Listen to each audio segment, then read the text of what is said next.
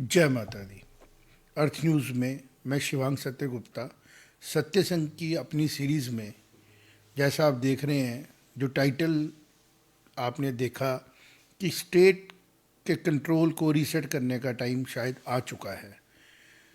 चूँकि जितनी इन्फॉर्मेशंस अब सामने निकल के आ रही हैं वो जिसको हम ये कह सकते हैं ना कि कंपेल कर रही हैं हर एक सनातन धर्म के मानने वालों को कि आप इस चीज़ के ऊपर अब ध्यान दें, इससे पहले कि समय आपको माफ़ ना करे कि आपने राइट टाइम पे डिसीजन नहीं लिया। मैं देख रहा हूँ कि किसी समय ऐसा शायद हुआ होगा जब ब्रिटिशर्स यहाँ थे, सनातन धर्म में फेथ नहीं रखने वाले लोग थे, और उसमें हमारे प्राइम मिनिस्टर जो पहले थे वो भी आते थे, क्योंकि वो पूरी तरह कन्विंस्ड नहीं थे। जो हिस्ट्री उनको पढ़ाई गई थी, जो फैक्ट्स उनको बताए गए थे, उनमें उनका फेथ जो था उस तरीके का नहीं था जिस तरीके का फेथ भारत के पहले प्राइम मिनिस्टर का होना चाहिए था। उस भारत में, जिस भारत ने 1200 सालों से गुलामी देखी थी, सिविलाइजेशनल गुलामी देखी थी, हार माना हुआ भारत, जिसकी सोचों में ये डाला गया था कि आप तो काबिल ही नहीं हो, आपको तो कुछ आता ही नहीं है। यहाँ तक ये बताया गया था कि आपको कपड़े पहनने की जांच बाहर वालों ने सिखाई, खाने पीने उठने बैठने की तमीज़ बाहर वालों ने सिखाई। और बाहर वाले कौन? जो कि डेट के हिसाब से 2500 साल पहले की डेट लेके चलते हैं। और जब फिर उसके बाद गुलामी के दौर के बाद ईश्वर की कृपा होती है, ईश्वर बताते हैं,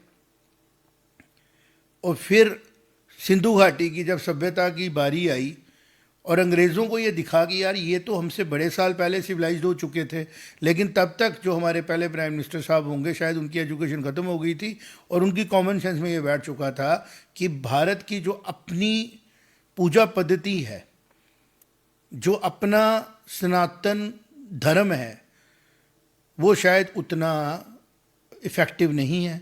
तभी उन्होंने इस किस्म के बिल्स को अलाउ किया। और जब पटेल, जो हमारे उस टाइम के होम मिनिस्टर थे, उनके ऑब्जेक्शन की वजह से कुछ एक्ट्स ऐसे लाए गए जो उनकी डेथ के बाद आए, और फिर कई साल गुजर गए, दशक गुजर गए।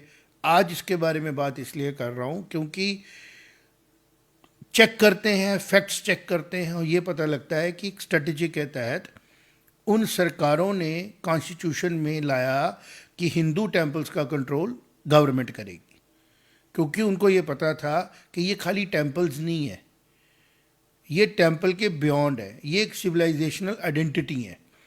क्योंकि टेम्पल किसके थे? टेम्पल के अंदर एक डाइटी होते हैं, उन डाइटियों का एक करेक्टर होता है, उस करेक्टर से जुड़ी हुई टीचिंग्स हैं, लर्निंग्स हैं, और उस लर्निंग टीचिंग से जब ये सभ्यता बनेगी या चलेगी तो इसको ओवर पावर करना आसान नहीं होगा। अब समय बीत गया है, भारत अपने आप को रीसेट करने की तरफ बढ़ रहा है, पॉलिटिकली भी रीसेट कर रहा है, डिफेंस में भी रीसेट कर रहा है, हर चीज़ पे भारत आपको रीसेट के तरफ लेके जा रहा है। तो बड़ा ज़रूरी है कि भारत मेजॉरिटी कम्युनिटी के धर्म के साथ खिलवाड़ करने वाले जो कानून लाए गए थे उनको भी रीसेट करने की तरफ जाने की कोशिश करे। और वो तभी होगा जब पब्लिक में उसको मानने वाले लोग बात करेंगे, गवर्नमेंट्स पे प्रेशर आएगा, और फिर उसके रिलेटेड कानून बदले जाएंगे। अब जैसे मैं छोटी सी मिसाल करता हूँ, हम जम्मू में रहते हैं, हमने जम्मू के पहले देखना है कि किस तरीके से कुछ सिम्टम्स हैं जो बता रहे हैं कि स्टेट का कंट्रोल किस तरीके से फेथ को नुकसान देता है और जाने अनजाने में स्टेट से गलती हो जाती है। जैसे श्री माता वैष्णो देवी की जो वेबसाइट है बोर्ड की, आप उसको खोल लें, उसमें जो इंट्रोडक्शन लिखी गई है उसमें आज मैं 2 ऑब्जेक्शन सामने लाऊंगा। पहला, उन्होंने इसको मिथोलॉजी वर्ड माना है, मिथ। भाई साहब, ये मिथ नहीं है। श्री माता वैष्णो देवी जी की पूजा पद्धति की हिस्ट्री तो 700, 700, 800 साल पहले तो जो सीधे सीधे दिखती है। कैसे? पंडित श्रीधर जी के वंशज हम में आज भी मिलते हैं। हम वैष्णो माता दरबार में जाते हैं, उनके वंशज हैं सामने सामने, जिनको माता रानी की भक्ति की रिवोल्यूशन हुई। तो ये मिथोलॉजी कैसी होगी? ये तो रियलिस्टिक स्टोरी है। तो पहले तो हम ये देखें, अगर ये श्राइन बोर्ड की वेबसाइट किसी सनातन धर्म में आस्था रखने वालों ने बनाई होती, पूजा करने वालों ने बनाई होती, तो मिथोलॉजी वर्ड नहीं यूज करते, वो मिथ नहीं लिखते इसको, वो इसको एक मिथ स्टोरी के तौर पे नहीं लेते, वो इसको लेजेंड लिखते, वो इसको लोक कथा लिख सकते थे, वो इसको एक जिसको मतलब काव्य के तौर पे बता सकते थे, पर जिन्होंने लिख दिया कि मिथ है। उनका क्या मतलब था ये लोग डिसाइड करें। फिर उन्होंने कहा कि जब भैरव बाबा उस लंगर में आए श्रीधर भगवान बाबा श्रीधर जी के, तो उन्होंने एक डिस्प्यूट क्रिएट किया।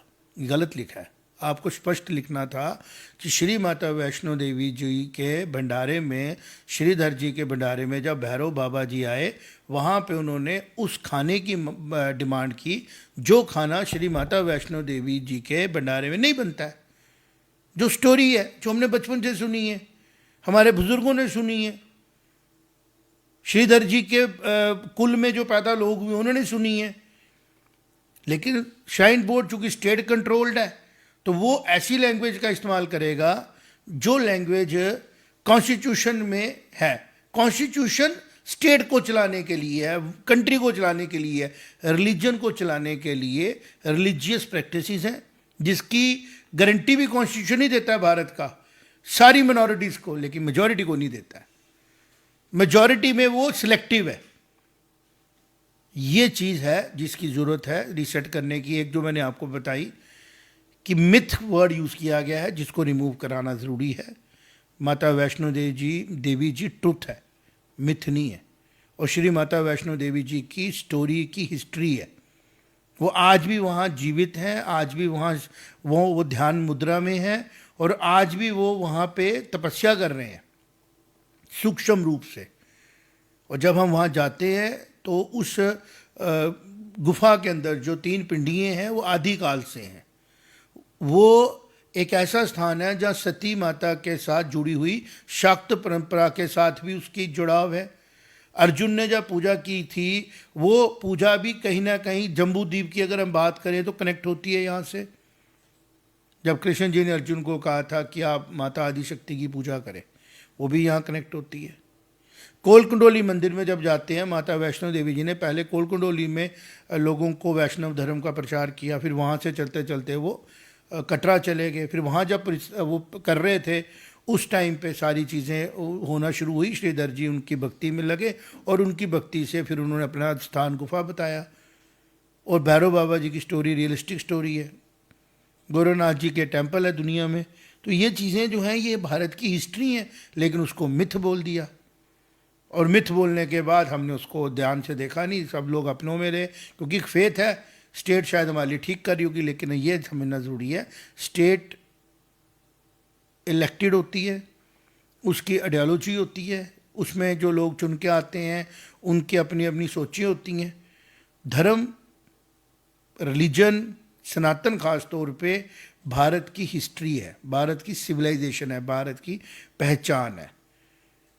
और अगर किसी किस्म की उसके साथ कोई षड्यंत्र किया गया है, तो अब टाइम है, टेक्नोलॉजी का ज़माना है, हर आदमी बात कर सकता है, लोग इसके बारे में बात करें, क्योंकि जितना अच्छे तरीके से सनातन रिवाइव करेगा, उतने अच्छे तरीके से भारत की सिविलाइजेशन स्ट्रांग होगी, फ़िरका प्रस्ती ख़त्म होगी। क्योंकि ये इकलौता रिलीजन ऐसा है जो सबको साथ लेके आगे चलता है और सबके लिए स्पेस है उसमें। लेकिन जब उसको आप रियल फॉर्मेट में लाओगे, जब आप उसके साथ खेलने करोगे, उसको इंसल्ट करोगे, उसकी हिस्ट्री को मिथ बोलोगे, तो वो चीज़ें जो हैं वो सही नहीं होंगी।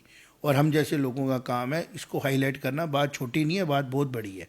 और जो स्टोरी में लिखा गया है डिस्प्यूट, इसको भी ठीक करवाना है। डिस्प्यूट नहीं हुआ था, खाना खाने की जो एक पद्धति है, एक अपना नेचर है, उसके बारे में बोला गया तो माता वैष्णो देवी जी ने कहा था कि मेरे भंडारे में जीव हत्या के स्वाद को थोड़ी आने दूंगी मैं। उन्होंने कहा था कि क्यों, जो जो जो बेकसूर जानवर हैं उनकी हत्या करके अगर आप अपना खाना खा रहे हो तो वो माँ वैष्णो देवी के भंडारे में अलाउड नहीं है। लेकिन भैरव जी ने कहा कि मेरा ये भोग है, मैं ये खाता हूँ। तो माता ने कहा खाएं आप, लेकिन मेरे भंडारे में नहीं होगा। तो वहाँ से उनकी ज़िद हुई और फिर माता रानी वहाँ से सूक्ष्म रूप से अंतर्ध्यान हो गए और भैरव बाबा उनको ढूंढने लगे।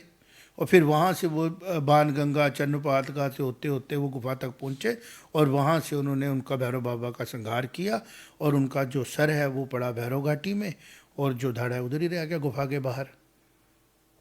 तो ये हमारी हिस्ट्री है जिसको ठीक तरीके से श्राइन बोर्ड ने अपनी वेबसाइट पर रखना चाहिए। लेकिन जो ये सिम्टम है कि श्राइन बोर्ड ने ऐसा नहीं किया, ये बताता है कि हमें अब रीसेट करना है। जो मैंने टाइटल में लिखा उसके बारे में बात करनी है और खाली एक श्राइन की बात नहीं करनी है। भारत में जितने भी टेम्पल्स हैं, सनातन धर्म के टेम्पल्स हैं, उनको रीसेट करना है। स्टेट कंट्रोल के ऊपर डिबेट डिस्कशन करना है। और ये भी हम नहीं कहेंगे कि स्टेट ने गलती किया है, जहाँ सही किया वहाँ सही किया है। जहाँ स्टेट की लिमिटेशन है वहाँ स्टेट को आहिस्ता आहिस्ता इसमें से निकलना पड़ेगा और जो ये टेम्पल की गवर्नेंसेस है इनको रीसेट करना पड़ेगा और इसके बगैर ऑप्शन नहीं है। और अगर ये नहीं किया गया it will be definitely affecting the larger interest of Bharat and Bharat की सिविलाइजेशन। जैसे मैं गीता के एक रेफरेंस लेता हूँ, जब कृष्ण भगवान बोलते हैं, गीता का तो बड़ा मुश्किल है ना बताना कब से चली आ रही है, क्योंकि ये हमारी ब्लड लाइन में बहती है। ये ज्ञान इक्ष्वाकु वंश से चला, तो हिस्ट्री है ना हमारी।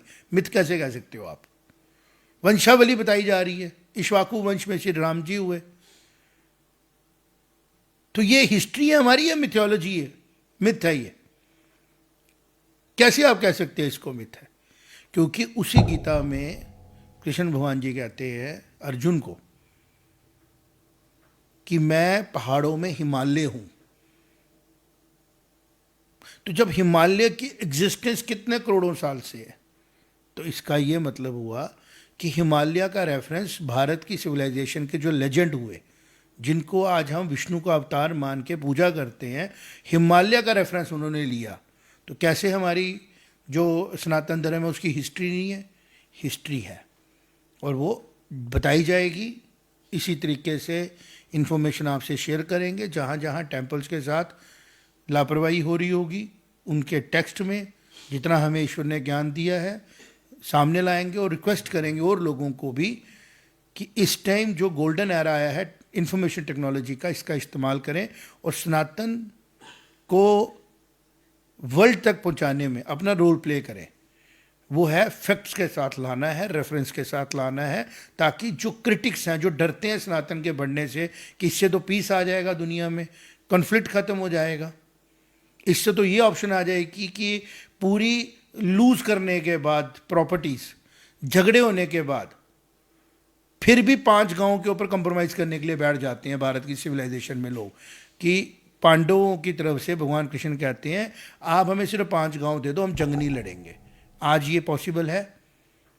तो अगर सनातन को हम फैलाएंगे तो ऐसी टीचिंग्स सुनने को मिलेंगी डोनाल्ड ट्रंप साहब को भी, और जो लोग वर्ल्ड में अपना वर्चस्व बनाने के लिए फैलते हैं कि देखो भारत की सिविलाइजेशन, इतना नुकसान होने के बाद भी 5 गांव लेके सेटिस्फाई हो रहे थे कि युद्ध कोई विकल्प नहीं है, युद्ध कोई ऑप्शन नहीं है, युद्ध आखिरी ऑप्शन है। यहाँ तो हर बात के लिए युद्ध लड़ने के लिए पूरा वर्ल्ड तैयार हो जाता है। कमी कहाँ पे है? सनातन सभ्यता को लाने की ज़रूरत है। वो तभी आएगी जब उसके टेम्पल्स अपनी टीचिंग लर्निंग को फ्रीली एग्जीक्यूट करेंगे, अपने फंड्स को मैनेज करेंगे और उनके द्वारा मैनेज किए जाएंगे जो उसमें आस्था रखते हैं, विश्वास रखते हैं।